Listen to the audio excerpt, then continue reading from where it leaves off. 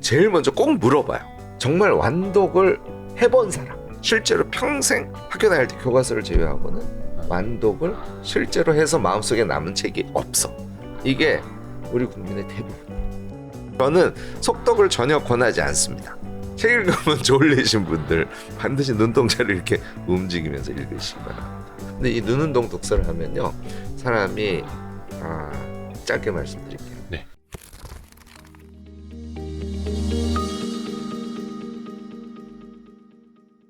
명지대 김익한 명예교수님.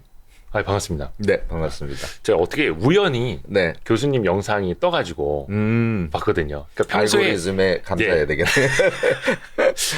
제가 되게 이제 고민이라고 생각했던 것들에 대해서 말씀을 해주시더라고요. 저도 나름 이제 책을 열심히 읽는데 아니 왜 읽고 나면 책 내용이 생각이 안 나가지고 그런 고민을 하고 있던 터에 교수님 영상이 딱 떠가지고 신기했습니다. 그 알고리즘이.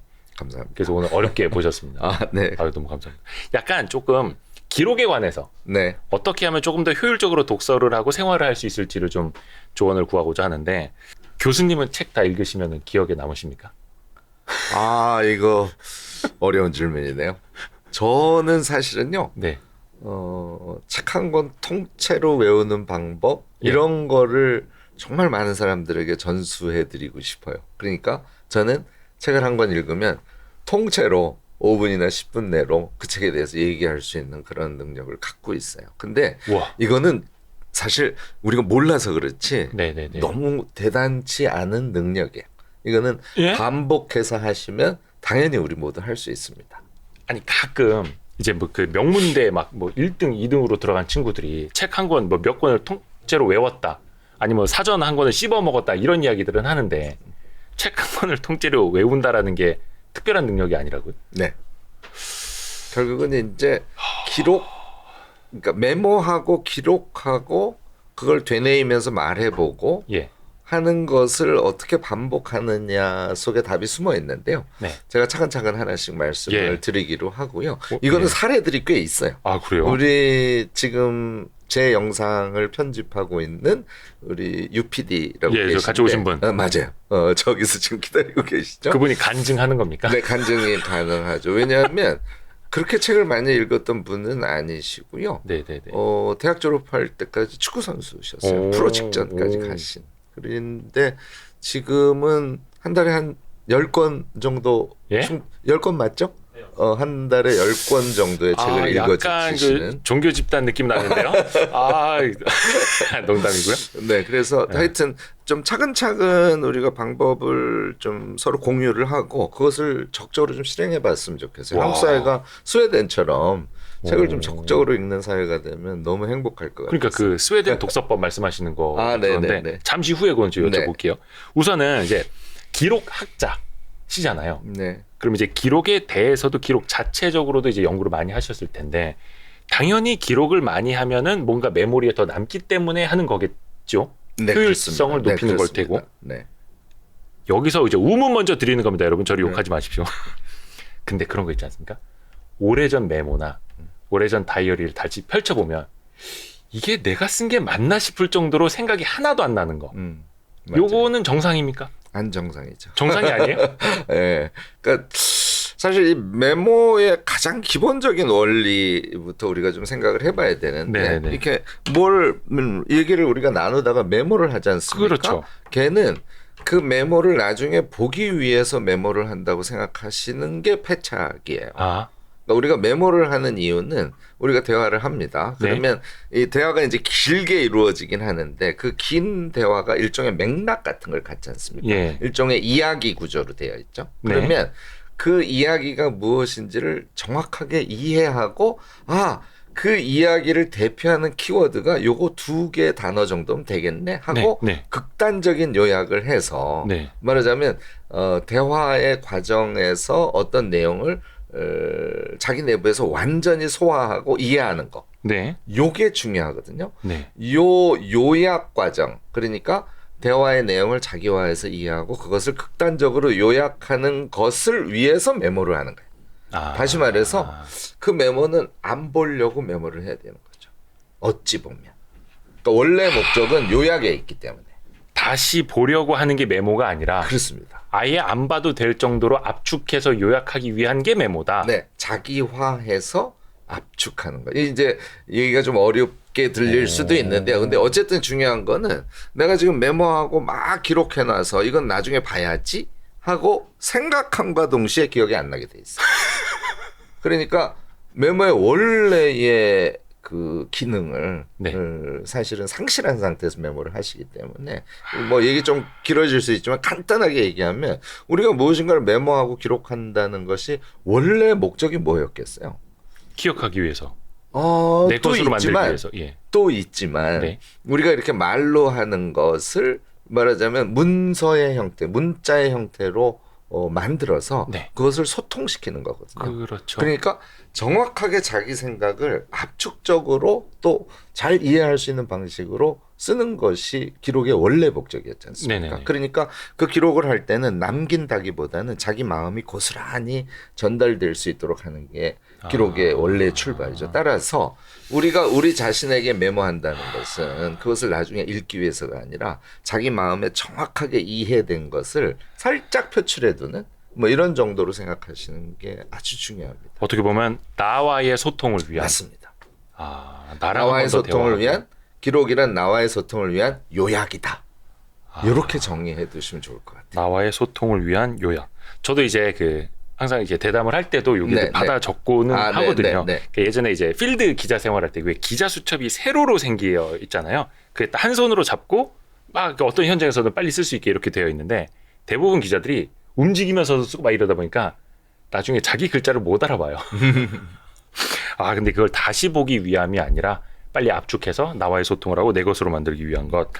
아마 충분히 경험을 하셨을 텐데요. 기자 수첩이 아래 위로 길게 생긴 이유는 문장으로 쓰지 않도록 하기 위함이에요. 기자 하실 때 키워드만 쓰시잖아요. 키워드. 문장을 쓰려고 그러면 이미 행을 넘어가 버리니까. 네. 그래서 아주 요약적으로 압축적으로 하는 게 기자분들의 몸에 완전히 익혀 있으세요. 그러니까 취재를 하면서 쭉쭉쭉 메모한 것을 부분 보지만 네. 메모함으로써 맥락을 정확하게 이해하고 자기 몸에 또는 머리에 각인시킨 기억을 가지고 기사를 씁니다. 기사를 쓰다가 고유명사가 생각이 안 나면 수첩을 잠깐 보죠. 이렇게들 쓰셔요. 요게 메모의 핵심적인 원리라고 저는 정말 여러분들에게 이거 강조하고 언론인들도 이제 초반에 수습 기자 때 교수님을 찾아가야겠네요. 강의를 받아야겠네. 이게 왜냐면 그런 이제 키워드뿐만이 아니라 이제 뉘앙스 같은 거 있지 않습니까? 기사 쓸 때는 조사 하나가 어떻게 쓰이느냐에 따라서 되게 이제 기사가 180도 달라질 수 있어가지고 그런 까다로운 면이 있습니다만 이게 메모하는 이유부터 다시 생각을 해야 되는 거였네요. 보통 이제 사람들이 산책하면서 생각을 많이 하고 산책할 때 아이디어가 많이 떠오른다고 하지 않습니까? 그러니까 사람마다 다릅니다. 어떤 사람은 샤워할 때 생각이 많이 나고 또 이제 화장실에서 아주 중요한 일을 보고 있을 때 생각이 많이 난다.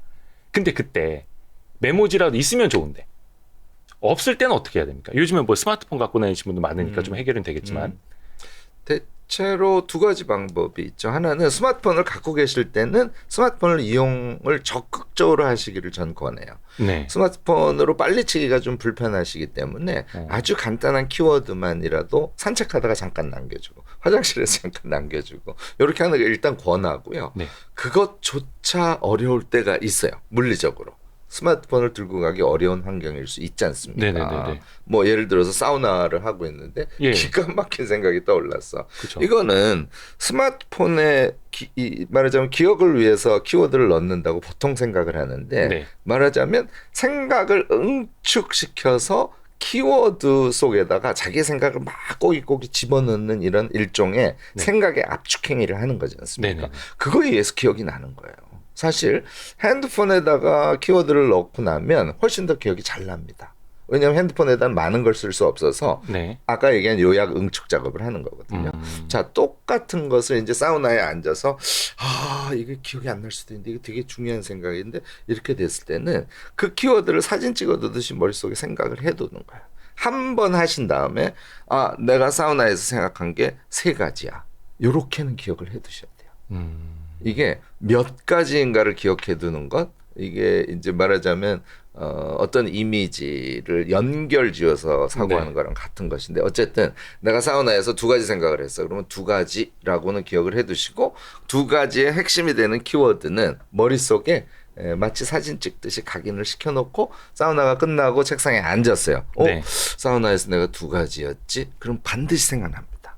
여러분들 장 보실 때요. 예. 뭐뭐를 사야지 하고 갔을 때 기억이 안 날 때가 있잖아요. 와, 그때 진짜 난감하죠. 어떻게 하시죠? 내가 오늘 사야 될 것은 5가지야. 하는 것을 기억을 해내고 가지 않습니까? 약간 기억이 안 날 때도 있지만 끝까지 생각하면 5가지 반드시 기억나요. 이 원리를 이용하는 거죠. 근데 저도 기억력이 좋은 편이 아니어가지고 뭐 할 때를 이거 꼭 기억해야 돼라고 하면 사실은 조금 압박감이 들더라고요. 네, 이거 또 까먹으면 어떡하지? 까먹으면 어떡하지? 하다가 까먹고. 그래서 몇 가지야라고 먼저 압축을 해놓는 것도 도움이 되는. 도움이 됩니다. 제가 지금 이렇게 쭉 이제 메모, 기록이라는 주제에 대해서 말씀을 드리면서 이런 얘기를 드리는 것은 네. 우리가 메모하고 기록할 때 예. 시장 가서 내가 5가지를 사올 거야라는 거를 기억하려고 약간 머리에 힘을 주고 가잖아요. 네네. 평상시에 책을 읽거나 강의를 듣거나 누구랑 대화를 했어요. 그 안에서 굉장히 유의미한 지식이나 깨달음이 있었어요. 네. 그러면 시장 갈 때처럼 그것을 기억해야지 하고 한 번은 힘을 주셔야 돼요. 머릿속에. 그리고 그 힘을 줄 때 그 힘 주는 키워드를 메모하고 기록하자는 거예요. 그럴 때만 메모와 기록이 우리에게 굉장히 유용한 무기로 작동을 하는 것이죠. 그게 좋은 기록이고 그게 좋은 메모법이라는 걸 정말 강조해서 말씀드리고 싶습니다. 그러니까 마치 운동할 때 근육에 이제 힘을 주듯이 뇌 근육에도 힘을 준다라는 느낌으로. 맞습니다. 그게 키워드, 그게 이제 사진처럼 찍어 놓는 하나의 메모리가 되는 거고. 약간 이제 아까 스마트폰을 잘 활용하는 것도 좋다고 이제 말씀을 해주셨는데, 예전에는 메모지, 다이어리 이런 걸 많이 쓰다가 지금은 거의 그런 거 쓰는 분들이 별로 없잖아요. 다 스마트폰을 쓰게 됐고. 이게 어떤 기록의 유용성 차원에서 보면 종이에다가 쓰는 거랑 스마트폰이나 이런 걸 태블릿으로 쓰는 거랑 차이점은 별로 없네요. 특히 이제 기억을 할 때. 저는 지금도 종이 기록을 좀 고집하는 편에 속하고요. 네. 다만 이제 태블릿에 쓰는 것도 적극적으로 저는 권하고 네. 타이핑을 하는 것도 나쁘진 않다. 네네네. 노트북에 타이핑하는 거나 태블릿에도 요새는 엄청 빨리 타이핑 하시는 분들이 계시더라고요. 네네네. 그다음에 뭐 또는 PC를 이용하시는 거 다 네. 오케이예요. 그런데 저는 감각적으로는 이렇습니다. 이렇게 만년필로 네. 이렇게 저 이제 주로 만년필 많이 만년필 쓰는데 네. 사각사각 소리. 네. 요게 뭐 이 과학적인 얘기인지는 모르겠어요. 하여튼 그것을 더 머리에 촉감까지 각인시키는데 같이 동원해서. 도움이 되기도 하고요. 또 뭐 태블릿도 할 수 있고 종이 그 다이어리도 할 수 있는데 저는 색연필을 많이 씁니다. 색연필이요? 네, 기록을 해놓은 다음에 네. 짬 시간이 났을 때 제가 이제 주황색, 초록색, 노란색 이렇게 3가지 색연필을 항상 들고 다니거든요. 형광펜 같은 것도. 형광펜으로 하셔도 되고 저는 색연필을 써요. 그런데 자기가 메모해 놓은 것을 중간에 보면서 이렇게 표시를 합니다. 한 번 더 밑줄 그어보고. 그렇게 해두면 그게 더 머리에 각인되기도 하고요. 그래서 그런 저런 거를 고려하면 타이핑보다는 역시 손으로 쓰는 것이 기억을 위한 메모 기록의 측면에서는 뭐 유리할 수도 있다 하는 생각을 저는 갖고 있어요. 근데 이거는 과학적 증명이 된 이야기라기보다는 저희 취향을 포함한 얘기고요. 어쨌든 중요한 것은 기록을 하는 그 행위가 재밌어야 돼요.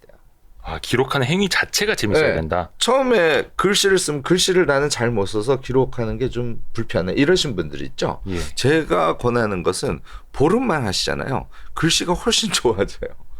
빨리 쓸 수 있게 되고 또 거기에다가 색연필로 이렇게 표시를 해두지 않습니까? 네네. 글씨를 잘 못 써도 결과가 예뻐요. 그러니까 이런 자기 몸에 그것을 이렇게 착 붙여서 일상생활의 습관으로 만들 수 있는 그런 어떤 좀 즐거운 노력들 이게 저는 굉장히 중요하다고 생각합니다. 막 그냥 공부하듯이 기를 쓰고 메모를 하고 기를 쓰고 기록을 하고 이렇게 해서는 우리 삶에 정말 유용한 수단으로 기록이 다가오지 않거든요. 그래서 저는 이제 지금 말씀하신 것과 관련해서는 매체는 무엇을 해도 된다라는 게 이제 정답인데 좀 더 머리에 각인을 하려면 사각사각 소리까지 느끼는 이 아날로그 필기가 나쁘지 않다. 그래서 다이어리 쓰는 걸 저는 개인적으로 권하고요. 또 기록을 한 다음에 그냥 내팽겨두지 말고 시간이 났을 때 들춰보면서 색연필로 표시해가면서 빙긋이 미소 지으면서 기가 막힌 생각이네.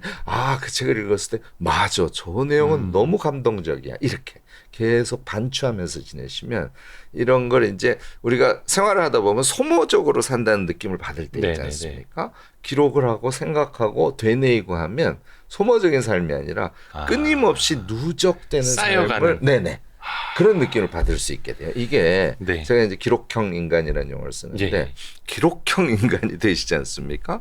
지식이나 지혜나 아이디어가 몸에 쌓여가는 것을 아마 여러분들이 느끼시게 될 거예요. 저희의 그 모토 중에 하나가 자산의 복리 효과뿐만이 아니라 지식과 자산의 복리 효과거든요. 그러니까 지식도 계속해서 쌓여가는 거잖아요. 복리처럼. 기록형 인간. 기록하는 행위 자체가 재밌어야 한다. 말씀 중에 이제 기록도 하다 보면 늘게 된다. 네. 글씨도 늘게 된다. 네. 저도 얼추 그러니까 한글을 떼고 나서 한 35년은 지났을 텐데 이 글이 안 늘지. 이게 메모를 하는 것도 막 방법이 있나요? 그러니까 어떤 친구들 보면 성격 자체가 깔끔하고 글씨 예쁘게 써서 태블릿에 쓰더라도 막 정말 정리 잘하는 친구들이 있거든요. 근데 저는 뭐 그냥 개발세발 막 글자 날아다니고 막 이런데 그것도 중요합니까? 중요한데요. 예. 자기 글씨를 마음에 들어 하는 게 되게 중요할 것 같아요. 그게 근데 이제 보기가 어떠냐가 되게 중요하지 않습니까? 네네네. 근데 이게 이제 글씨가 정말 수려하지 않은 분들도 제 경험상으로는 칸을 넓게 띄우고 쓰시잖아요. 네. 그러면 글씨가 예뻐 보입니다. 깔끔해 보여요. 그러니까 글씨 크게 쓰고 네, 줄간격 띄고 막 맞아요. 노트의 줄이 이게 되게 얇게 돼 있잖아요. 네네네. 넓은 게 한 8mm 막 이런 거거든요. 네. 그러면 글씨를 잘 못 쓰는 사람은 거기 쓰기가 되게 어려워요. 그러니까 두 줄에 하나씩 쓴다고 생각을 하시고 칸을 넓게 쓰시면 아까 얘기한 대로 색연필로 조금씩 치장하고 이러면 훨씬 더 예뻐집니다. 그래서 그게 익숙해지고 자기가 메모하는 스타일이 이제 몸에 배게 되면요. 네. 글씨를 잘 쓰건 못 쓰건 자기 마음에 드는 메모 결과를 취할 수 있어요. 저는 여러분들이 하루 일상을 살 때 제가 그래서 월간 다이어리를 권해요. 사실 월간 다이어리. 해외에서 한 권에 한 달에 한 권씩 쓰는 다이어리. 이게 해외에서는 정말 많이 쓰는 스타일인데 한국은 네. 다이어리 그러면 다 연간이죠, 다이어리를 연간. 쓰잖아요. 예. 그런데 연간 다이어리는 은행에서도 연간 다이어리 주고.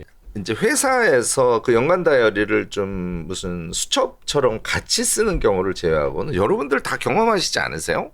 1월 중순까지 쓰고 안 써요. 1년 내내. 월간 다이어리 이 얘기 좀 길어지니까 제가 다이어리 막 종류별로 쌓이죠. 어느 짧게, 은행에서 준 거, 맞아요. 증권사에서 준 거, 회사에서 준 거 막 있죠.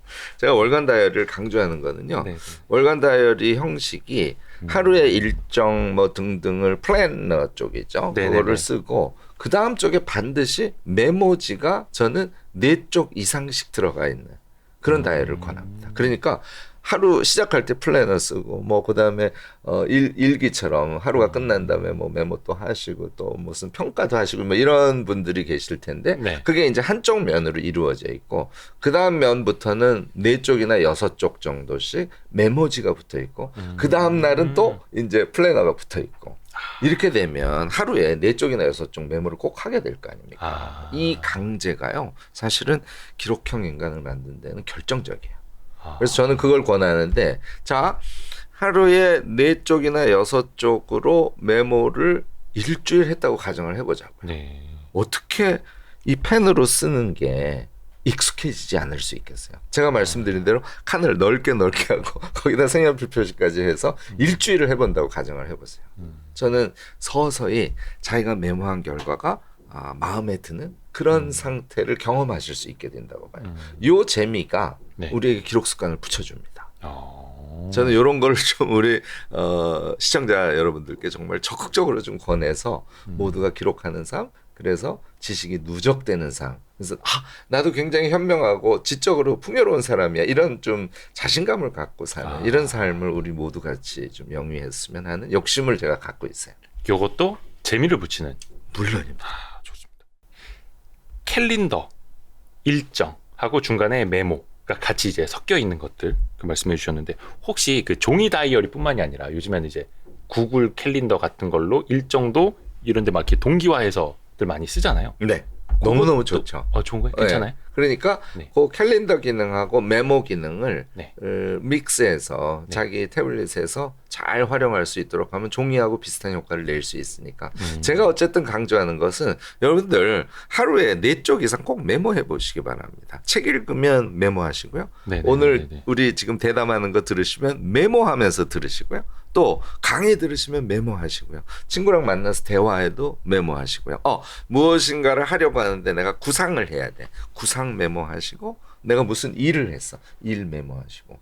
이렇게 우리 일상과 관련된 것을 이거요. 그것이 끝난 다음에 한 3분만 하시면 돼요. 또는 하는 과정에서도 또 할 수 있잖아요. 네. 대화 같은 건 대화하면서 우리가 메모할 수 있으니까. 이렇게 해서 하루에 4쪽을 메모하는 걸 여러분들이 달성을 하시면요. 정말 기록형 인간으로 금방 갈 수 있어요. 생각보다 그렇게 어렵지 않은데 엄두를 못 내서 못해요. 제 오늘 이야기 듣고 여러분들 하루에 4쪽 이상씩 메모한다고 생각하시고 한번 도전을 해보시기 바랍니다. 근데 그것도 이제 압축하듯이 요약. 머릿속에 사진을 찍듯이 하는데 나중에 한 번씩은 다시 보면 좋은 네.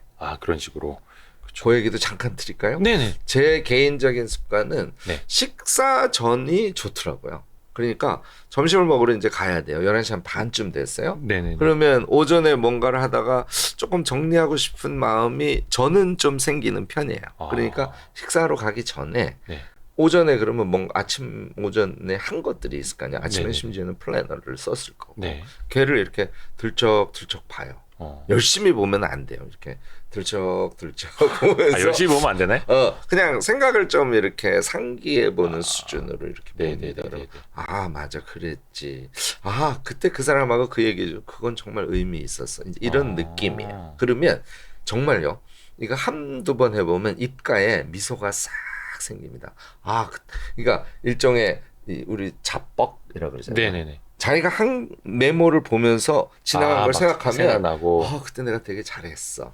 못한 것보다 잘한 게 더 생각이 난다는 거죠. 그러니까 이런 경험을 계속 하시게 되면 기록한 걸 자꾸 보게 됩니다. 저녁 식사하기 전에, 당연히 잠자기 전에.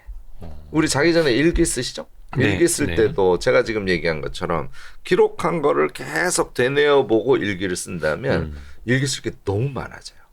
거꾸로 그래서 제가 기록형 인간들에게 일기 쓸 때 주의점은 자기가 하루에 한 거 중에 일 한 가지, 느낀 감정 한 가지, 뭐 사람 만나는 거 한 가지, 요렇게 3가지만 딱 픽업해서 쓰지. 다 쓰려 그러면 일기 쓰는데 막 1시간 이상 걸립니다. 거꾸로 이렇게 얘기할 정도라니까요.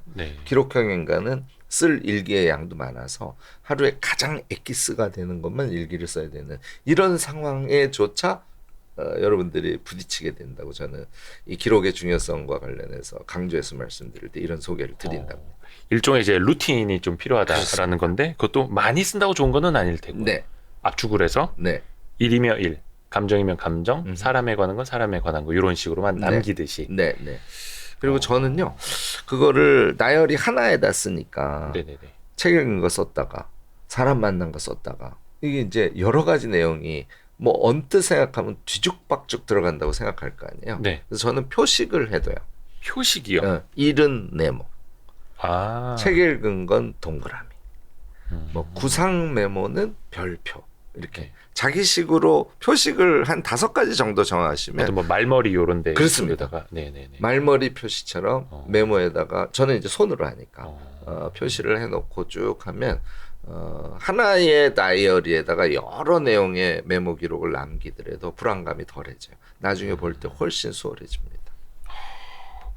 신기하네요. 좀 해봐야겠네요. 이게 또 항상 일기장도 숙제 있을 때나 이제 방학 때 그림 일기 이런 것만 해봤지 참 저는 일기를 잘 안 쓰게 되더라고요. 시도를 했지만 또 3일밖에 못 가고 막 이런 식으로. 교수님은 지금도 그런 일기를 쓰시겠네요. 네, 일기는 일주일에 많이 쓸 때는 매일 쓰고요. 아무리 못 써도 사흘은 쓰는 것 같아요. 저는 사실 이 일기 얘기도 기록과 관련해서 좀 잠깐 말씀을 꼭 드리고 싶은데요. 꼭 전하고 싶은 얘기인데 일기를 쓴다, 기록을 한다는 것은 사실은 그 원천은 생각을 한다는 걸 뜻해요. 그래서 예. 사실 일기를 매일 쓰는 사람은 네. 말하자면 평상시에 많은 생각을 하는 사람에 속해요. 그러니까 아까 사우나나 특정한 뭐 산책을 할 때라든지 이럴 때 아이디어가 떠오른다는 것은 다른 때 생각을 안 한다는 걸 의미해요.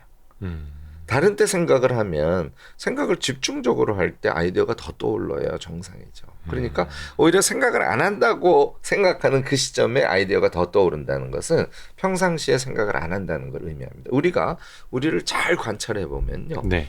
아이디어를 내야 할 때 아이디어를 내야지 이렇게 의지적으로 자기를 몰아갈 뿐이지 사실 생각이라는 건 안 하고 있을 가능성이 되게 높습니다. 그런데 산책을 할 때면 예. 몸이 가벼워지니까 머릿속에 여러 가지 생각들이 막 떠오르는 거예요. 아. 요게 생각의 상태거든요. 그러니까 그때 아이디어가 떠오르는 거죠. 오히려 머리가 가벼워지니까 그때 생각이 나는. 평상시에 제가 이제 일기 얘기를 지금 하면서 이 얘기를 하고 있는 것은 평상시에 우리가 머리의 상태를 산책할 때처럼 만들어준다고 가정을 하면 우리가 얼마나 아이디어 백출하는 사람이 될 수 있을까요? 제가요 그래서 생각력이라는 용어를 써요. 생각력. 생각하는 힘이 있어야 네. 요약도 하고 기록도 할 수 있어요. 그리고 요약도 하고 기록을 하고 그것을 다시 되뇌어 보면 생각의 힘이 점점 늘어나요. 자, 이제 이런 상태죠. 아침에 일어나서 제가 그래서 이제 플래너 쓸 때 네. 플래너를 막 그 초등학교 때 시간 쓰고 일 쓰고 시간 쓰고 일 쓰고 이거 열심히 써봤자 네. 그대로 날씨도 옆에 못해요. 쓰고. 예. 맞아요. 그래서 저는 어떻게 얘기하냐면 오전, 오후, 저녁으로 나눠서 오전엔 한 2가지, 오후에 1가지, 저녁에 한 2가지. 왜냐하면 저녁은 우리 자기를 또 개발해야 되는 시간이라서 되게 중요하거든요. 쉼의 시간이고. 그래서 좀 많지 않은 아이템들을 머릿속으로 생각하기를 권해요. 그래서 머리로 먼저 하루를 쭉 연상해보고 이게 이제 생각이죠. 네. 그리고 그 상태에서 플래너에 메모를 하시기를 권해요. 저는. 자, 그러면 이제 내가 오늘 아침에 오늘은 점심 때 정말 옛날 돈가스를 먹고 싶어. 이런 생각을 했어요. 그 이제 우리의 생각이죠. 네. 그 생각을 점심 때 실제로 실행을 해요. 네. 그래서 다른 친구들은 다 다른 데 가는데 혼자 내가 가서 돈가스를 먹었어. 엄청 맛있었어. 오후가 됐어. 아침에 내가 돈가스를 먹으려고 생각을 하고 점심 때 실제로 돈가스를 먹었더니 엄청 맛있었네. 하는 생각이 머릿속에서 계속 돌고 있어요. 네. 요게 생각력이 아주 우수한 상태고 우리가 항상 생각하는 상태라는 거예요. 우리는 뭔가를 행위를 하면 다 잊어버리고요. 네. 미래의 일만 생각합니다. 그렇죠. 그런데요. 과거의 일이 마치 현재의 일처럼 쫙 이렇게 생각에 쫙 붙어있는 상태에서 미래를 행하는 것이 가장 아이디어도 좋고 가장 효과적이에요. 요게 생각이 깨어있는 상태라는 거예요. 그래서 저는 기록하고 아까 잠깐 말씀드렸습니다만 식사하기 전에 자기가 오전에 한 일을 기록을 보면서 생각해 본다 그랬죠. 네네. 이런 게 반복되면 머릿속에 생각이 뱅뱅뱅뱅 항상 돌아가는 그런 인간으로 우리는 살아가게 되는 거예요. 너무 정신없지 않을까 이러신 분이 있는데요. 네. 생각력이 높아지면 걔가 스스로 머리 안에서 체계화돼. 그래서 이 생각의 힘을 키워주는 사람, 그런 사람이 지혜로울 수 있고요. 자, 생각의 힘이 커진 사람은 일기를 쓸 때 네. 정말 자기 하루를 체계적으로 정리해서 반성적으로 일기를 쓸 수 있게 됩니다. 아주 퀄리티 높은 일기를 쓸 수 있게 되죠. 또 생각력에 의해서 자신의 감정이나 감각 이런 것도 굉장히 생생하게 지금 피부에 남아있는 상태거든요. 일기 쓸 거리가 너무너무 많아지죠. 그래서 저는 오히려 일기를 좀 적게 쓰세요. 이 기록형 인간들에게는. 제가 그렇게 자꾸 가르친다니까요. 저는 우리 모두가 이 상태가 되면 정말 지적으로 아주 그러니까 빽빽한 생각이랄까. 네. 이게 꽉 찬 생각이랄까. 이런 상태로 살아가는 사람이 될 수 있어서 우리 모두가 유능한 사람이 될 수 있어요. 기록과 생각력 이것을 키워드로 여러분들 오늘 머릿속에 넣고 한번 실천들을 해보시면 좋을 것 같습니다. 이게 생각하는 것도 방법이 있는 거네요. 그렇습니다. 야. 사실 근데 좀 쉬워요. 네. 일기 쓰기 전에 제가 정말 권하는 건데 이 생각력이 충분치 않은 사람은 아침에서부터 현재 일기 쓰려고 하는 현재까지를 네. 영화 보듯이 쭉 돌아보시라는 거예요. 이게요. 아침은 생각이 나요. 네. 식사하고 그 다음부터 또 생각이 안 나요. 네. 그러다가 또 어떤 지점은 생각이 나요. 처음에 이렇거든요. 네. 얘가 매일 여러분들 반복해서 한 달 한다고 가정을 해보자고요. 그 정도 하시면 아침부터 저녁 때까지가 쭉 이어져서 영화 보듯이 생각이 납니다. 근데 약간 여기서 조금 함정에 빠질 수도 있는 게 대부분 사람들이 하루에 그 루틴에 빠져 있잖아요. 아, 네네. 똑같은 버스를 타고 네. 똑같은 전철을 타고 네. 똑같은 회사 가서 똑같은 옷이나 뭐 슬리퍼를 네. 신고 네. 거의 비슷한 장소에 가서 점심을 먹고 막 이런 식으로 루틴. 그럼 이제 어제 생각이랑 오늘 생각이랑 약간 비슷하다라는 것도 있지 않을까요? 사실 그 미세한 차이가 인생이잖아요. 네, 네. 어찌 보면 우리 인생은 지금 말씀하신 것처럼 큰 틀에서 다 루틴일 수 있어요. 그런데 그 안에서 다 미세한 차이가 나는 거예요. 점심의 메뉴가 약간 바뀐 거 또는 어제 점심하고 오늘 점심이 똑같았어요. 네. 그런데 그것을 먹는 맛, 나의 느낌? 감정. 이건 다 다르죠. 아하. 그러니까 말씀하신 대로 루틴은 다 다른데 네. 그 안에서 그 하루의 자신의 삶은 다 개별적이고 고유한 그런 특성을 갖고 있죠. 사실 생각하는 사람, 기록하는 사람이 이런 거를 포착해내기 때문에 더 유능하고 더 자신의 어떤 자신이 기획한 삶, 자신이 주관하는 삶 이런 거를 살 수 있게 되는 거거든요. 그것이 모두 항상 같다고 생각하면 사람들은 너무너무 지루해요. 아, 오늘도 겨우 살아냈어. 아, 오늘도 어제와 똑같은 하루였어. 그런데요, 우리를 잘 들여다보고 생각하고 미세한 차이를 또 의미 지어서 메모하고 이제 이렇게 함으로써 우리는 어찌 보면 루틴처럼 단조로운 것 같은 삶도 훨씬 더 풍요롭게 그렇게 저는 영위해 갈 수 있다고 믿습니다. 약간 그거 같은데요. 내 생각의 주인이 되어라. 약간 맞습니다. 그런 느낌이네요. 오, 저도 지금 되게 반성하면서 듣고 있습니다. 아닙니다. 그래서 제가 주관자라는 용어를 많이 써요. 주관자. 우리 인생의 주관자가 되는 것. 그것이 결국은 생각하고 기록하는 것의 의미죠. 그러니까 내가 주인이다. 내 생각도 그렇고, 그렇죠. 네. 약간 그 자기화라는 표현도 많이 쓰시던데. 네네네. 뭐든지 이제 내 걸로 만들라라는 네. 뜻인 거죠. 네. 요걸 좀 더 한마디로 좀 쉽게 개념을 말씀해 주신다면 자기화 어떤 걸까요? 제가 최근에 그냥 경험한 거를 네. 말씀을 드리면 네.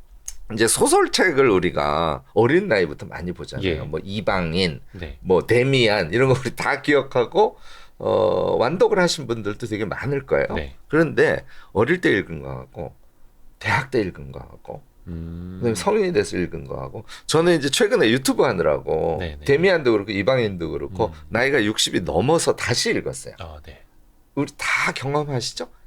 우리 나이대에 따라서 똑같은 책인데 그 책의 심지어는 줄거리도 달리 느껴져요. 데미안의 줄거리가 어릴 때 읽었던 줄거리하고 60이 돼서 읽었던 줄거리가 완전히 다르다는 거죠. 이건 무슨 의미냐면 본래 네. 지식이라는 것을 우리가 객체라고 칭하자고. 이게 물처럼. 이게 지식이라는 게 여기 이렇게 있어요.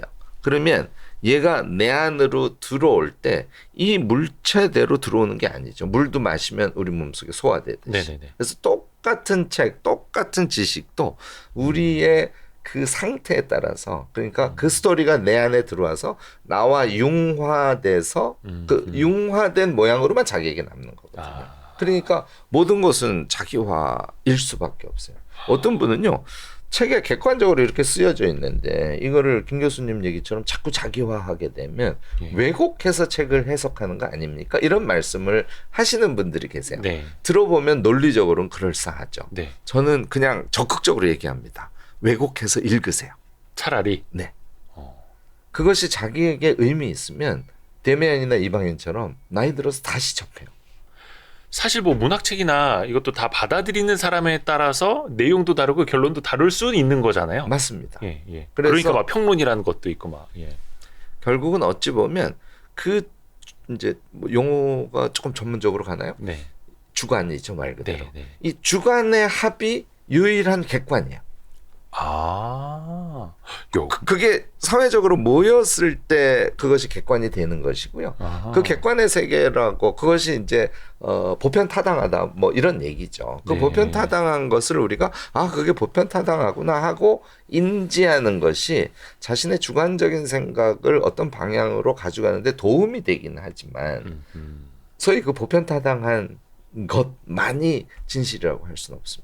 그래서 뭐 좀 뭐 인식론이랄까 해석 이야기를 했는데요. 어쨌든 훨씬 더 중요한 것은 물을 마시건 책을 읽건 강의를 듣건 유튜브를 듣건 그것을 자기식으로 들어서 소화하는 거. 그게 핵심이다. 그것에 자신감을 가졌을 때만 우리는 아까 말씀드린 뭐 기록이나 메모, 생각 등의 수단을 동원해서 누적적인 삶을 살아갈 수 있고 그 누적적인 삶에 의해서 우리는 지적으로도 더 풍요롭고 생각이 깊고 아이디어도 좋고 일도 잘하고 뭐 이런 사람이 될 수 있다고 강조하고 싶은 거죠. 주관의 합이 객관이고 모든 것을 자기화해야 되는 거. 사실 독서 토론 같은 거 해봐도 그냥 이 책에 이런 내용들이 있었어 이렇게 줄거리를 이야기하는 게 독서 토론이 아니잖아요. 그렇죠. 결국은 본인이 어떻게 받아들였고 내 생각은 어떠한 것 같고 그 저자가 얘기해 주진 않지만 저자의 의도는 이런 것 같고 우리는 어떻게 해야 될 거가 이걸 이야기하는 게 사실은 토론인데 네. 주관이 없다면 그게 불가능하겠죠. 당연히. 맞습니다. 차라리 왜곡돼도 좋다. 주관을 가져라. 오, 멋진 말씀입니다. 그 책 이야기가 나와가지고 독서 관련된 거 좀 더 여쭤볼게요. 아까 서두에 책을 읽어도 이제 잘 기억에 남지 않는 이런 거 이제 좀 말씀을 제 고민부터 드렸는데, 이것도 역시 이제 쓸데없는 질문 몇 가지부터 좀 던져드릴게요. 어떤 분들은 책 한 권 딱 잡았으면 이걸 끝까지 읽어라라는 분도 있고, 차라리 여러 책을 보면서 이 책 조금 저 책 조금 이렇게 보는 게 더 도움된다 이렇게 하는 분들도 있거든요. 혹시 교수님이 생각하시기에는 어떤 방법이 더 나을까요? 완독이 안 될 때는 이것저것 보시면 되고요. 네네네. 완독이 되시는 분들은 완독을 권하죠. 뭐 제가 이제 편하게 말씀드리는 건데 그러니까 최악은 책을 안 보는 거라고 생각해요.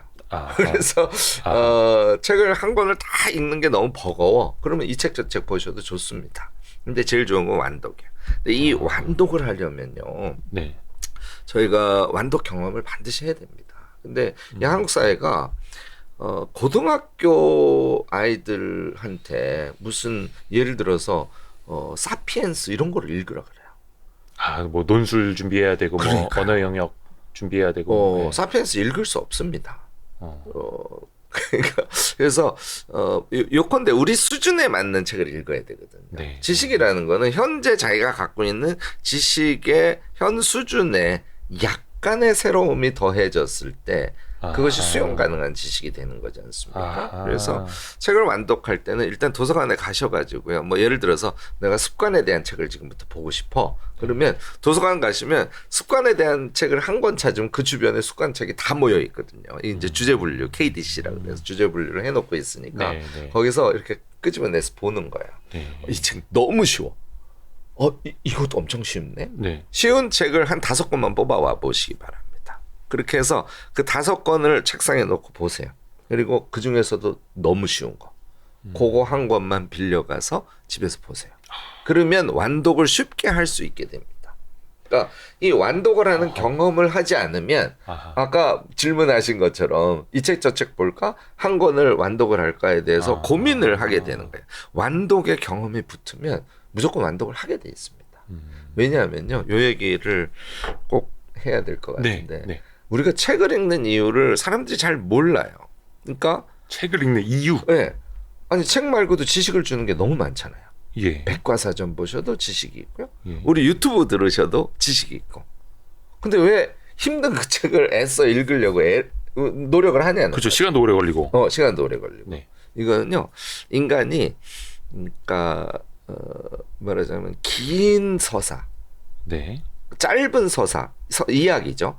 긴 이야기를 한꺼번에 소화하는 경험을 할 때 지적으로 보면 이렇게 책을 한 권 읽으면 이렇게 성장해요. 그래서 책을 읽으면 이렇게 성장해서 지적 수준이 이렇게 있다. 또 책을 많이 읽으면 이렇게. 그러니까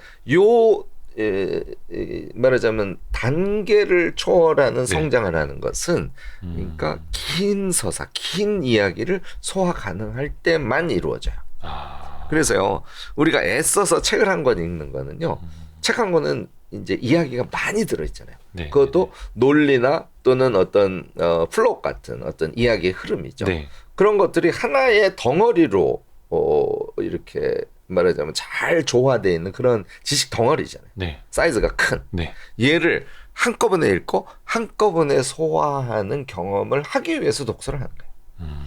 나머지는 그렇게 안 돼 있습니다. 그래서 제가 드라마를 1회부터 30회까지 빼놓지 않고 쭉 보고 네. 첫 회서부터 30회까지 스토리를 다 기억하시는 분, 요거 책이랑 똑같아요. 그 능력을 가지신 분들은 책을 완독하고 긴 서사를 머릿속에 기억해서 그걸 가지고 수다 떨 수 있는 능력을 가지신 분이라고 제가 얘기를 합니다. 자, 다시 정리하면 따라서 책이라는 건 이렇게 긴 내용을 한꺼번에 갖고 있어서 그 긴 내용을 한꺼번에 기억하는 일종의 연습 과정이다. 짧은 단편적인 지식이 있죠. 네. 걔를 책을 많이 읽은 사람은 어떻게 될까요? 그 단편적인 지식들을 네. 몇 가지를 이렇게 또 모아서 꿰서 하나의 자기 이야기를 만들어내는 능력을 갖게 되겠죠. 챗 GPT처럼요. 맞습니다. 챗 GPT는 근데요. 이건 뭐 다른 기회가 되면 제가 네, 챗 GPT의 능력에 대해서 말씀을 드리긴 할 텐데 네. 이야기가 짧아요.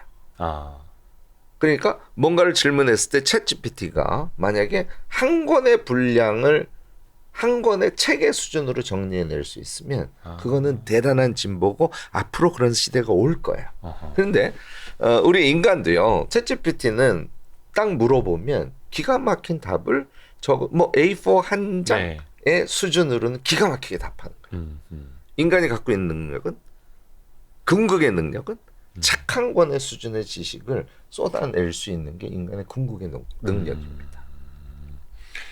좋습니다. 뭐 언젠간 그 인공지능도 그 수준까지 올라올 수는 있겠습니다만 일단은 우리가 책을 읽는 이유는 긴 서사를 한 번에 소화하고 단계적으로 성장하기 위한 맞습니다. 것이고 네. 그래서 그러니까 스스로 이제 이 책을 내가 왜 읽는지 그 이유부터 내가 스스로 알아야 또 머릿속에 남는 거지 않습니까? 근데 항상 이게 목적형으로 이거 읽으면 논술 잘 볼 수 있대.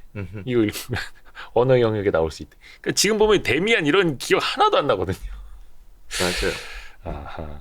일단 중요한 거는 완독을 하라. 완독을 하라. 그래서 약간 그런 것도 있습니다. 너무 이제 쉽게 잘 읽히는 책은 조금 건방 떤다고 이거 뭐 다 아는 내용 같고 막 이런 거기도 한데 일단은 거기서부터 좀 친숙해져야 된다.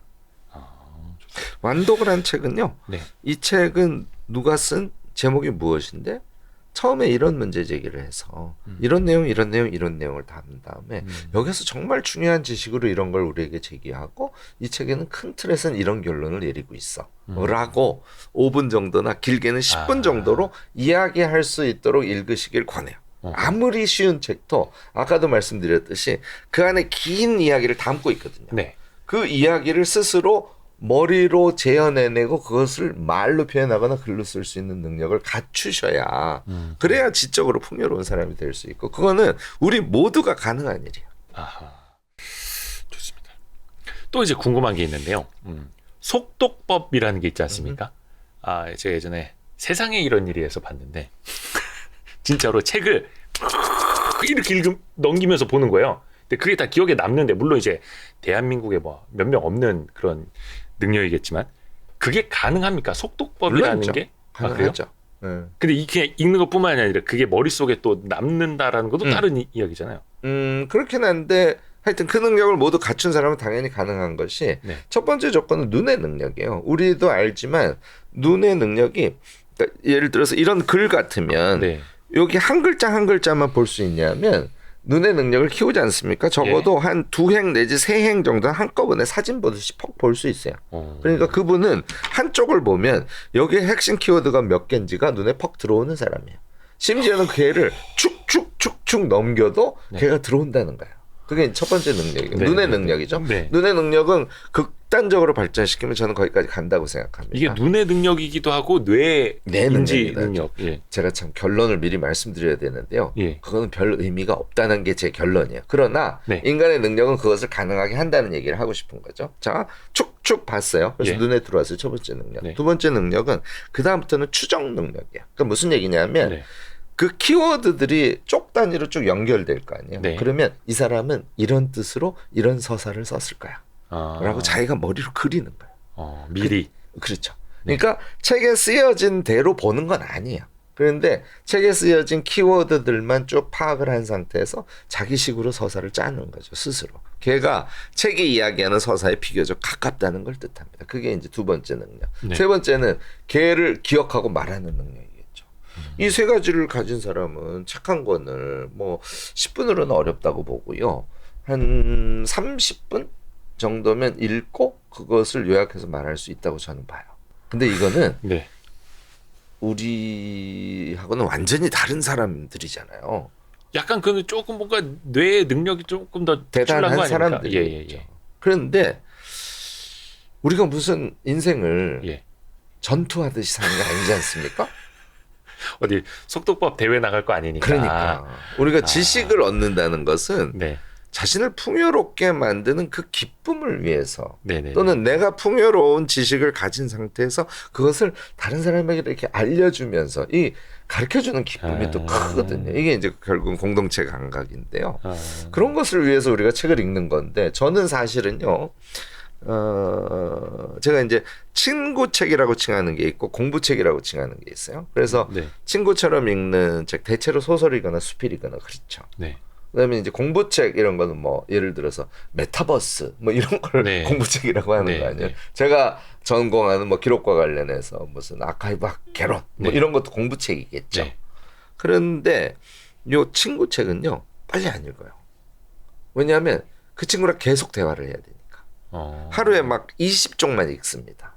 그 다음에 너무 재밌을 것 같아. 네. 걔는 남겨놔요. 내일 읽어. 아, 일부러 아껴놓는다고요? 왜냐하면 내일 읽으면서 너무 기쁠 테니까. 어떤 느낌인지 들어오시죠? 약간 어린 왕자 약간 이런 느낌. 예, 네.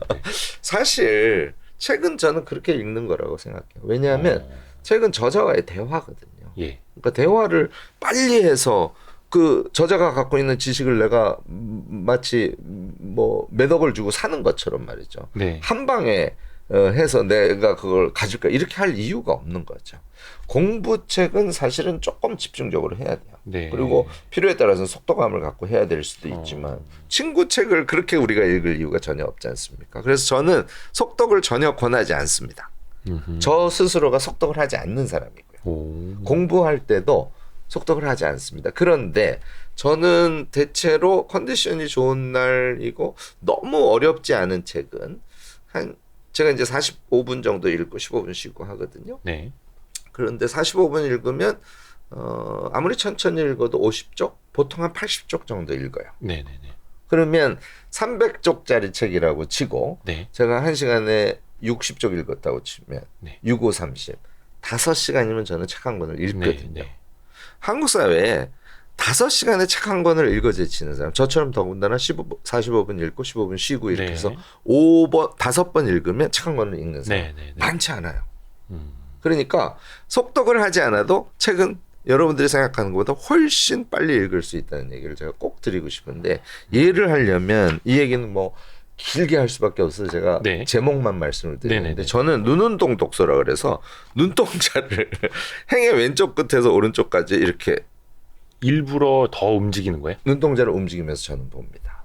그렇게 해서 단어 단위로 초점이 맞은 상태로 그러니까 눈동자가 왼쪽에서 오른쪽으로 이렇게 움직이잖아요. 그럼 네. 단어 단위로 초점이 초초초초초 맞춰서 저 읽혀요. 지금 하고 있었어. 네. 사실은 그거는 모든 글자, 모든 텍스트를 같은 방법으로 읽을 수 있습니다. 컴퓨터의 글씨, 네. 책의 네. 글씨, 네. 기타 등등 모두. 간판 마찬가지. 네. 근데 이 눈운동 독서를 하면요, 사람이 짧게 말씀드릴게요. 네. 일단 건방져지지 않아요. 그러니까 무슨 얘기냐면 네. 그러니까 한자 한자라는 게 글자를 의미하지는 않습니다. 네. 단어 하나하나를 선명하게 보려고 해요.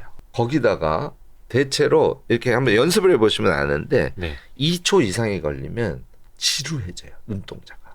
그래서 보통 2초 이내로 읽습니다. 네. 저는 한 1.5초 정도 걸리거든요. 네. 한 행보는데 걔의 속도감이 완전히 눈에 붙지 않습니까? 네. 그러면 책을 읽어도 거기다 눈동자가 이게 근육이 예민하잖아요. 네. 네. 안 졸려요. 음. 책 읽으면 졸리신 분들 반드시 눈동자를 이렇게 움직이면서 읽으시기 바랍니다. 그다음에 한 가지 더 중요한 거. 네네네. 이제 그 정도로 읽으면 문장이 안 보이고요, 문단이 보여요. 그러니까 문장 단위로 이게 무슨 뜻인지 이렇게 읽지 않고 네. 한 문단을 이런 얘기를 하고 있군 하고 눈동자를 쭉쭉 움직이면서 보는 거예요. 제가 공부를 잘하는 사람하고 못하는 사람의 한 끗 차이가 뭡니까? 이런 질문을 잘 하는데요. 한 문단을 읽고 머리를 들고 이런 얘기군 하고 생각하는 사람, 이건 공부를 잘하는 사람이에요. 자, 우리 대학이나 고등학교 다닐 때 왜 수업을 듣잖아요. 그러면 1시간 강의를 쭉 들었어. 네. 그리고 이제 다 수업 끝났다 그러고 막 잡담하면서 나가는 친구들. 네네네. 보통 친구들이죠. 우리죠. 네네. 근데 그 안에 이상한 친구들이 있어요. 남아서 막 더 복귀하고. 남는 거는 좀 징그럽죠. 네네네. 걸어서 나가긴 하는데 네. 걸어 나가면서 생각을 해요. 교수가 이 얘기하고 저 얘기하고 저 얘기하고 저 얘기하고 저 얘기했지 하고 한번 생각을 해주고 친구들이랑 잡담을 하는. 이거는 무조건 A뿔 타입이에요.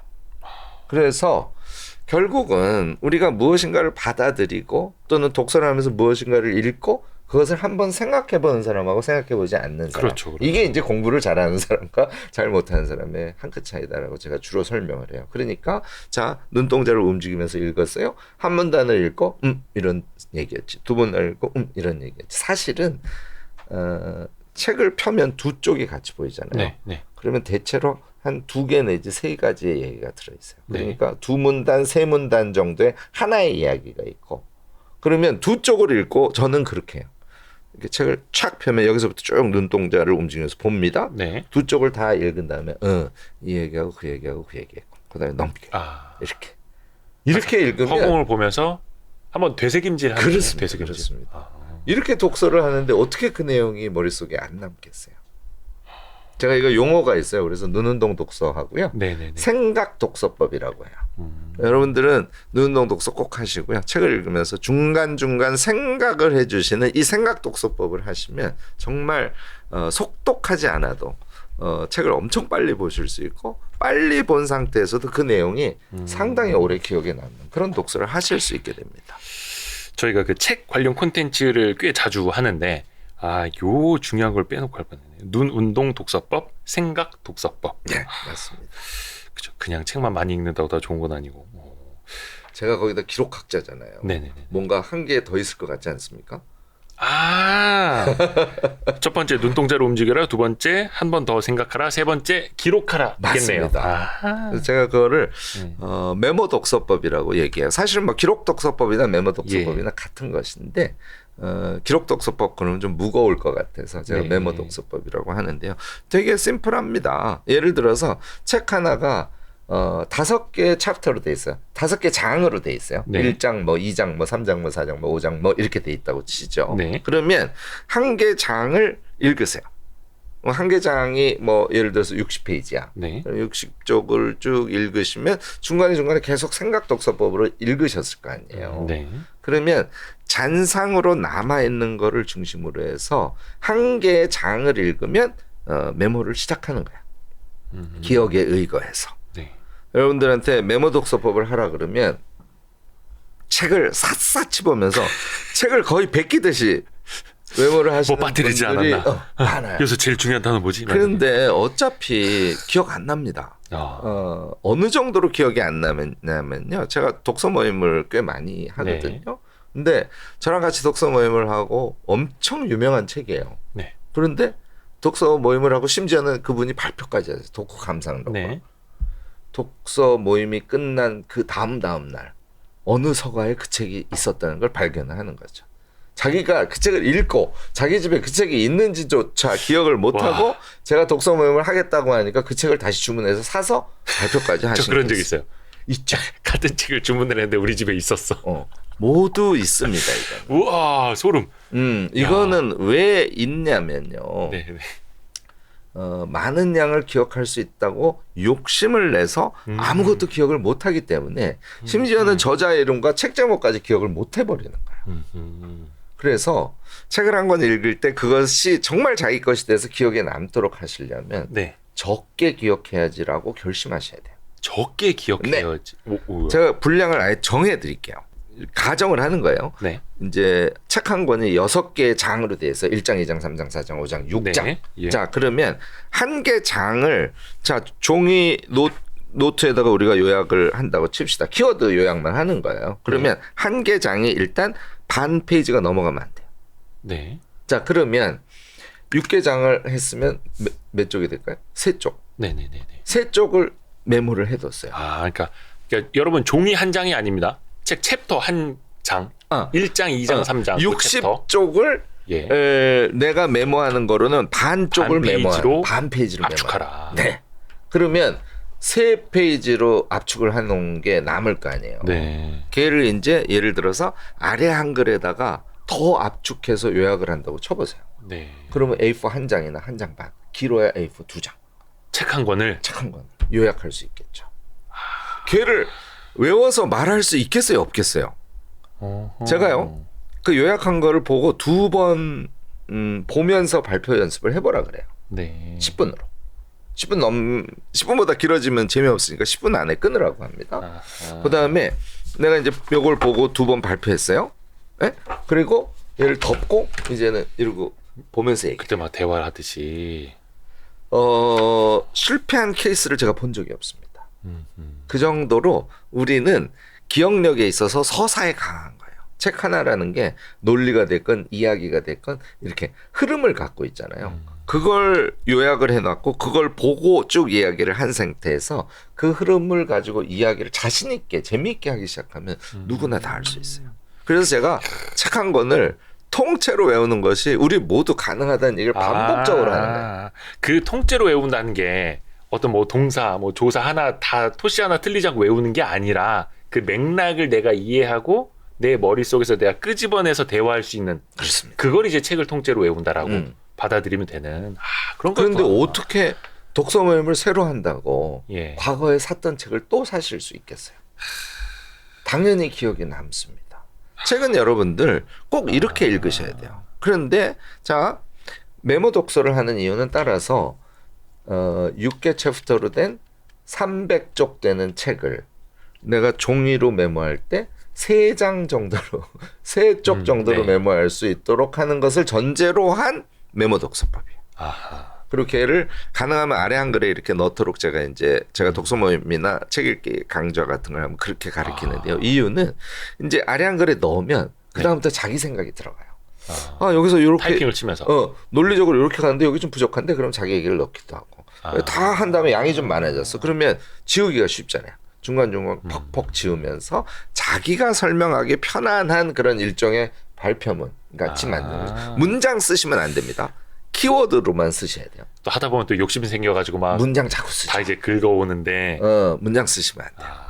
그러니까 마음속에 남은 자기의 키워드를 가지고 이렇게 작업을 하는 거를 요거를 3권 하시기 바랍니다. 한 권 가지고 자신감 안 받아요. 연습할 때 3권을 완독하면서 눈운동 독서, 생각 독서, 그다음에 메모 독서, 마지막에 아래 한글에 정리해서 말해보기 요거까지를 3권을 하시잖아요. 여러분들 평생 독서 습관 바꾸실 수 있어요.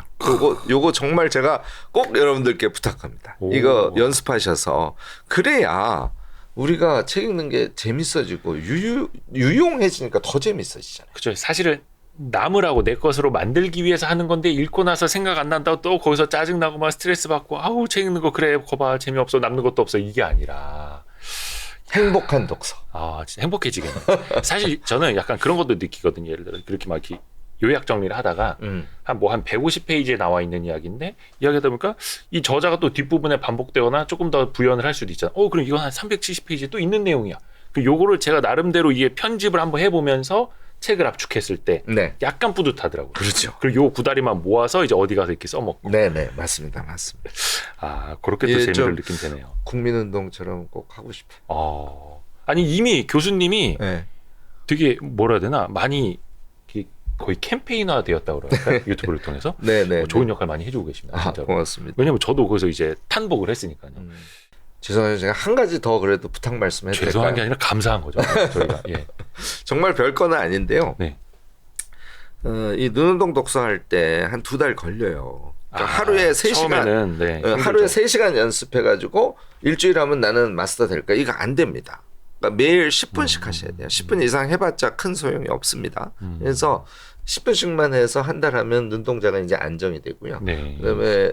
그다음에 머리 속도가 못 쫓아가기 때문에 눈으로 읽은 거를 머리가 쫓아가기. 그러니까 다시 말해서 눈동자를 움직여서 읽은 게 뜻이 파악이 되려면 2달은 하셔야 돼요. 근데 이제 그러면 이제 아침에 제가 10분씩 무조건 독서를 하라는 거잖아요. 네. 그러면 그 여서를 몰아가서 하루 종일 짬 시간을 이용해서 책 읽는 문화를 저는 꼭 좀 보급을 하고 싶은데 이런 거요. 우리 핸드폰 때문에 굉장히 괴롭지 않습니까? 제가요, 네. 이제 이런 활동을 위해서 단톡방을 엄청나게 많이 운영을 합니다. 네. 그러니까 봐야 될 카톡이 장난이 아니에요. 그런데 저는 어떻게 하냐면요. 2시간에 한 번 정도 시간을 딱 내서 봐요.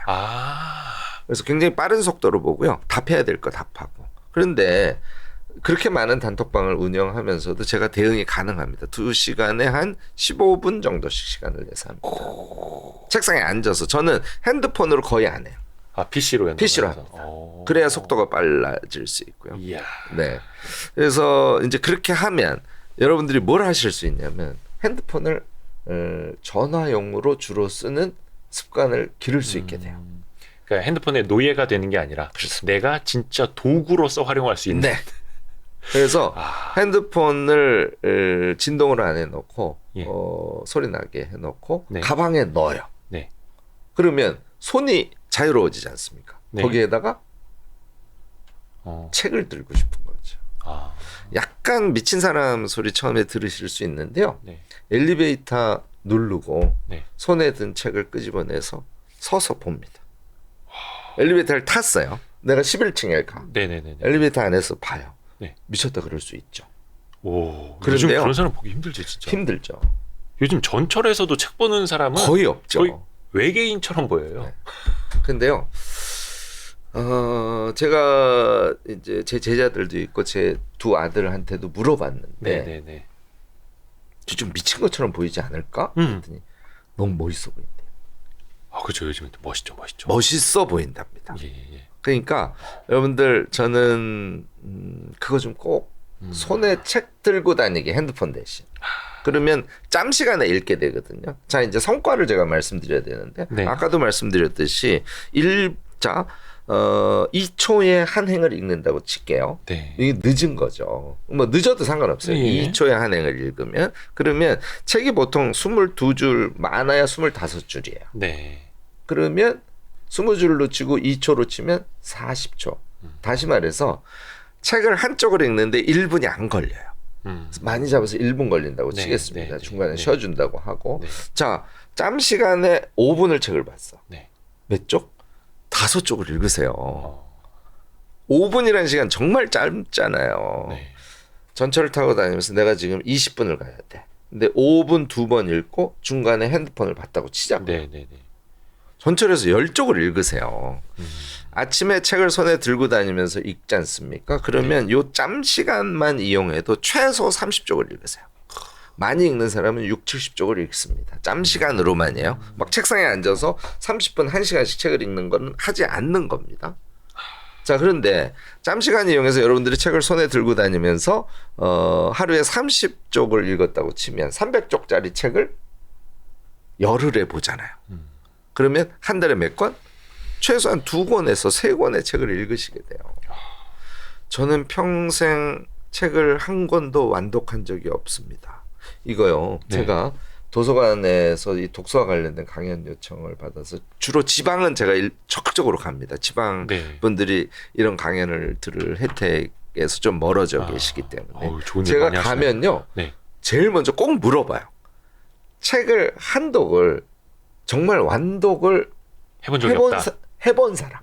해본 사람과 해본 사람을 손들라 그래요. 먼저 진심으로 완독을 했어야 됩니다. 이렇게 얘기를 하고 손을 들라 그래요. 네네. 어느 정도일 것 같아요? 듬성듬성이에요. 도서관에서 하는 강연에 오신 분들이에요. 도서관에서 하는데. 네. 그러니까 책에 관심이 많으신 분들인데 책은 너무너무 읽고 싶은데 실제로 평생 학교 다닐 때 교과서를 제외하고는 완독을 실제로 해서 마음속에 남은 책이 없어. 이게 우리 국민의 대부분이에요. 습관이 좀 안 돼 있고. 그렇습니다. 저는 독서는 사실은 조금 문화운동이라고 아, 생각합니다. 그래서 착한 권 손에 들고 다니시면서 하루에 30쪽씩 짬 시간을 통해서만 읽어도 우리는 최소한 한 달에 2권 이상의 책을 읽을 수 있습니다. 맞습니다. 완독한 사람 손들어 보세요 할 때 청중에 100%가 손드는 그런 사회가 되면 우리 자신이 좀 자신감이 생기고 멋지고 그러지 않을까요? 아, 그렇죠. 저 좀 그렇게 됐으면 좋을 것 같아요. 여러분들 다 자격이 너무 있으세요. 좋은 운동 하고 계시는데. 근데 사실 이게 이제 습관이 되어야 하는 네네네네. 거고, 사실 어떤 분들은 이게 몸에 근육이 안 붙으면 이제 어디 PT 받아도 잘 안 되는 것처럼 오히려 매일 10분씩 PT를 받듯이 해서 내가 단련이 되었을 때 스스로 더 많은 책을 또 이제 보게 되고, 많은 분들은 그렇습니다. 이제 책을 읽으려면 일단 책상을 치워야 되고 의자에 걸려있는 옷부터 좀 치워야 되고, 그렇게 한 10분 정도 이렇게 자리를 정리하는데, 그게 아니라 그냥 5분 짬 났을 때도 그냥 바로 볼 수 있게 습관하도록. 약간 요 지점에서 궁금한 게 있고 또 이제 개인적으로 고민이 되는 것도 있는데, 대부분 제 나이 또래 되면은 이제 오케이, 나도 책을 좀 읽게 되고 그럼 내 자식도 책을 좋아하는 아이로 키우고 싶은데, 그것도 이제 같이 습관화가 돼야 될 거 아닙니까? 자녀에게 책을 좀 사랑하는 아이로 좀 키우고 싶은데, 요것도 방법이랄까 요령이랄까 좀 있을까요? 저는 뭐 일단 요령은 그 다음에 말씀드리고요. 예. 조건 2가지 조건이요? 말씀을 드리고 싶은데, 네.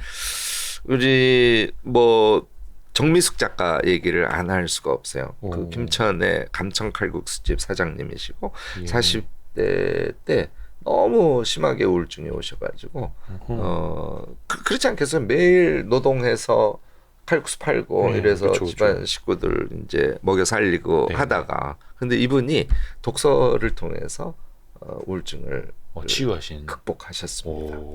근데 지금 책을 벌써 4권이나 내셨어요. 그 독서가가 되면서 이제 작가가 될 수 있었던 거죠. 그래서 정미숙 작가님을 제가 자주 소개를 해요. 근데 이분이 하신 게 뭐냐면, 그래도 가족분들이랑 그게 참 잘 돼서 너무너무 다행이라고 생각하는데, 가족 독서회를 한 거예요. 가족 독서회. 네. 와. 그러니까 본인이 이제 책을 열심히 읽으니까 예, 예. 가족들도 일단 그게 인정이 되는 거죠. 그러니까 우리 가족들 다 읽어볼까 하고 어느 시점에 얘기를 했을 거예요. 만약에 정 작가가 내가 이제 독서를 시작하면서 이 독서가 너무 좋아, 너도 책 읽어라, 너는 왜 놀기만 하니, 책 좀 읽어라, 또 밥 먹다가 책 읽는 게 더 좋아, 이렇게 했으면 안 읽었을 거예요. 그렇죠. 본인이 몸으로 보여준 거죠. 이게 이제 첫 번째 조건이라는 거예요. 두 번째 조건은 책 읽으라고 잔소리하지 않을 것. 그러면 때가 온다. 이게 이제 제가 좀 말씀드리고자 하는 조건입니다. 그러니까 다시 말해서 자식이 책을 읽게 하고 싶으면 우리가 책을 읽는 거, 그게 제일 중요하다. 네, 그렇죠, 그리고 그렇죠. 강요하지 않기. 네. 그러면 언젠가 때가 온다고 생각합니다. 예를 들어서 얘는 만화책만 봐. 네. 박수를 쳐야죠. 너무 감사하다고. 그래요? 예. 저는 우리 어머니가 어릴 때 네. 너는 만화책도 안 보냐 이렇게 하도 나가서 뛰놀기만 해서 그러던 제가 지금 책을 이렇게 읽지 않습니까? 다 때가 있는 거기 때문에 만화책 읽으면 박수 쳐주시기 바랍니다. 그리고 만화책은 책 읽는 기초예요. 아, 그래요? 너무너무나 중요한 경험입니다. 근데 어떤 분들은 왜 이제 어린이 뭐 만화로 읽는 무슨 뭐 세계사, 만화로 읽는 뭐 있잖아요. 근데 만화가 너무 많이 있으면 좋지 않은 책이라고 또 하시는 분들도 계시더라고요. 좀 제가 이런 표현은 잘 쓰지 않는데요. 네. 이건 할 수 없이 그건 틀린 생각이세요. 만화책을 읽으면 네. 책을 읽는 말하자면 생각 능력에 기반이 쌓여요. 생각 능력이 무슨 얘기냐면 책이라는 게 아까 말씀드렸던 대로 긴 이야기잖아요. 네. 그러니까 그 긴 이야기를 우리가 제대로 기억을 하려면 만화책은 어떻게 돼 있어요? 장면별로 그 상황, 네. 그 상황, 그 상황, 그 상황, 그 상황, 그 상황. 네. 상황이 쭉 이어져 있죠. 네. 그래서 이거 이제 영화 같으면 씬이잖아요. 네. 씬. 씬이 우리 머릿속에 쭉 이어져서 남아서 그 영화는 처음에 시작할 때 이랬고 저랬고 거기서 이런 감동적인 장면이 나왔고 심지어는 그 대사가 기억이 나기도 그렇죠. 하고. 장면별로 대사별로 기억을 하죠. 그리고 귀결까지 기억이 나죠. 아. 만화책을 보는 거는 네. 영화 보는 거랑 원리적으로 같아요. 그런데 만화책 보듯이 해서 전체 긴 이야기, 긴 서사 네. 얘를 기억하기 시작하면 아, 책 읽을 때 이제는 그림 대신 문단, 제가 아까 말씀드린 두 쪽을 읽고 만화의 한 씬을 본 거랑 마찬가지죠. 그래서 걔를 쭉 기억하면서 책 한 권이 머릿속에 기억에 남는 독서를 잘 할 수 있어요. 만화책을 많이 보면 어머니 아버지들 만화책을 아이가 본다고 뭐라 그러지 제발 좀 마시기 바랍니다. 근데 약간 부모 입장에서는 약간 그런 마음일 거예요. 만화책 많이 보는 거 책 읽는 습관 들고 좋은데 제가 나중에 텍스트만으로 된 책을 못 읽으면 어떡하나. 만화가 없으면 그 책을 두려워하면 어떡하나. 약간 그런 생각이 들거든요. 예를 들어서 철학을 만화로 설명한 책이 있어요. 예. 그러면 이제 아이가 만화책에 너무 익숙하니까 철학을 만화로 그린 책만 보고 철학을 이해했어요. 예. 철학이 재밌어졌어요. 그래서 이제는 조금 더 깊이 들어가고 싶어요. 그래서 뭐 예를 들어서 니체 이후에 서양 현대 철학의 거장 3명에 대해서 내가 책을 보고 싶어. 네. 만화가 없어. 네. 그럼 어떻게 할까요? 책을 읽을 거 아니에요. 네네네. 근데 만화처럼 전체 긴 서사를 기억해서 감동을 받을 줄 아는 아이는 텍스트를 읽어서 이야기 단위로 그것을 기억하면서 아 정말 멋진 이야기야 하고 감동받고 즐거워하지 않을까요? 만화를 잘 읽는 아이는 책을 잘 읽을 수 있습니다. 제가 부모님들이 불안해하시기 때문에 한 가지 팁을 드리면 네네. 이거 실제로 제가 했던 네. 건데요. 저는 만화책으로 한 건 아닙니다만 네. 아이들은 발표하는 걸 너무 좋아해요. 아, 그래요? 약간만 시간을 쓰시면 돼요. 그래서 저는 일요일 날 했는데 아이에게 발표하는 기회를 줍니다. 우리는 청중이 되는 거예요. 예. 부모, 뭐 형 이렇게 다 앉아서 청중이 되고 발표하는데 5분이 넘으면 안 돼요. 뭐 이렇게 재밌게 룰을 주는 거예요. 아, 네네. 그러면 자기가 읽은 만화에 대해서 시작에서 끝까지 이야기를 하도록 합니다. 처음에 잘할 수 없죠. 조금만 잘해도 너무 잘했다고 박수 쳐주고 네네. 그 얘기를 들으면서 우리가 너무너무 재밌어하고 네. 한 달을 일주일에 한 번씩 해서 4번 했어요. 4번째 된 날 그 아이가 읽은 만화를 너무나 재밌게 서사가 꽉 차인 상태로 구현을 막 어떻게 설명을 못 하겠습니까? 설명을 하게 되겠죠. 그 능력을 만화를 통해서 키우면 그 아이는 정말 훌륭한 독서가로 성장할 가능성이 100%. 이건 절 믿으셔도 돼요. 약간 그런 데 고민도 있어요. 예전에 지금 이제 정치인이 되셨지만 안철수 의원 같은 경우에는 아주 어릴 때부터 거의 글자에 중독되다시피 했다라는 거. 어디 책만 있으면 달려가서 그걸 다 읽어야 직성이 풀리고 간판이 됐든 뭐가 됐든 길거리에 써 있는 건 다 읽어야 직성이 풀렸대요. 그런 사람들이 있는 반면에 아예 진짜 막 책은 너무 싫어하고 막 나는 TV만 보려고 하고 이런 아이들도 있잖아요. 아예 성향상 책을 좋아하는 아이, 싫어하는 아이. 그건 누가 부모가 가르쳐서가 아니라 주변에 책이 있고 하고 환경이 아니라 그 만들어지기 전 그런 차이가 있지 않을까요? 우선은 출발부터는. 있겠죠. 있습니다. 네.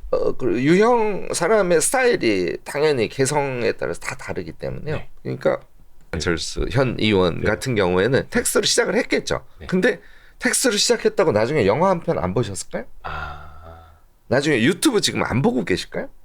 그러니까 결국은 종합하게 돼 있는데 자기의 주전공이 뭔지는 결정이 되겠죠. 네. 그러니까 지식을 섭취하고 소통하는 자기의 주전공 영역이 있어요. 예. 안철수 의원 경우에는 그게 텍스트일 뿐이고요. 어떤 분은 그게 그림일 수도 있어요. 그러니까 똑같은 지식, 똑같은 감성, 그것을 우리가 표출하고 표출된 것을 또 읽고 하는 거지 않습니까? 네. 그 매체는 반드시 책만 있는 건 아닙니다. 굉장히 다양하게 존재하죠. 영화도 존재하고 또 실제로 우리가 몸으로 경험하는 것도 어찌 보면 책을 읽는 거랑 같은 거야. 만화책을 읽는 것이 책을 읽는 거랑 같은 것이듯이 어떤 분은 그래서 텍스트보다는 씬에 익숙하신 분들이 계세요. 네. 씬으로 시작하셔야 돼요. 시간이 지나면 씬으로 해소가 안 됩니다. 네네. 그러면 텍스트를 보시게 돼요. 그래서 종합적인 지식의 소통이 가능한 사람으로 성장을 하겠죠. 안 의원은 텍스트로 시작해서 다른 매체들도 같이 궁금하니까 네, 또는 네. 책과 다른 감흥으로 무엇인가를 소통하고 싶어요. 그럼 그림도 보시게 될 거고 네. 영화도 보게 될 거 아닙니까? 이렇게 궁극적으로는 걔가 이제 한 통으로 이렇게 엮이게 돼요. 그런데 그 통 중에 나는 주전공이 텍스트야, 나는 주전공이 만화야, 나는 주전공이 경험이야, 나는 주전공이 영화야, 이렇게 달라질 수 있겠죠. 그러나 네, 네, 네. 그 모든 사람이 똑같이 다 책을 읽는다는 거예요. 제가 한 가지 더 좀 이 얘기를 강조해서 네. 드리고 싶은데요. 궁극적으로는 책이 텍스트로 된 책이 왜 제일 중요하냐면요. 네. 우리가 휴일날 하루 종일 영화를 넷플릭스를 가지고 봤어요. 네. 저녁 때 되면 괴역질이 납니다. 헛구역질이 나 막 너무 힘들어요. 영화를 너무 많이 봐도. 네. 아침부터 저녁까지 영화만 보면 네네네. 아침부터 저녁까지 여러분들 책 보신 분들 계시죠? 경험 있으시죠? 오. 구역질 안 나요. 편안해. 오호. 그러니까 사실은 사람이 가장 긴 시간 동안 혼자 놀거나 혼자 뭔가를 축적시킬 수 있는 제일 훌륭한 수단이 책이에요. 특히 종이책. 네. 종이책은 편안하게 사흘도 놀아요. 와. 책을 너무 좋아하게 되면. 우리 옛날에 만화책을 사흘 본 적 있잖아요. 아, 그쵸. 똑같습니다. 네, 네. 영화는 사흘 계속 못 봐요. 어. 그림도 사흘 계속 못 봅니다. 어. 그래서 궁극적으로는 씬으로 시작하신 분들도 결국은 책이 메인이 되는 지식 활동으로 귀결된다는 게 제 생각이에요. 나이가 들면.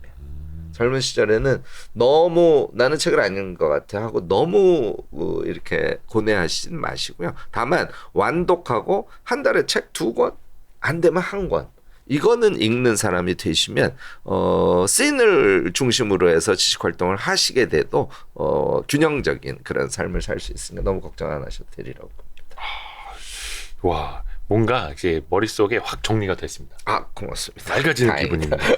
그래서 교수님 그 처음 대담 시작하실 때 제가 이 옆에 메모를 한 글자랑 이 뒤로 내려오면서 한 글자가 이제 조금 또박또박 됐습니다. 와, 오늘 김익한 그 명지대 명예 교수님 통해서 정말 많은 걸 배웠고요.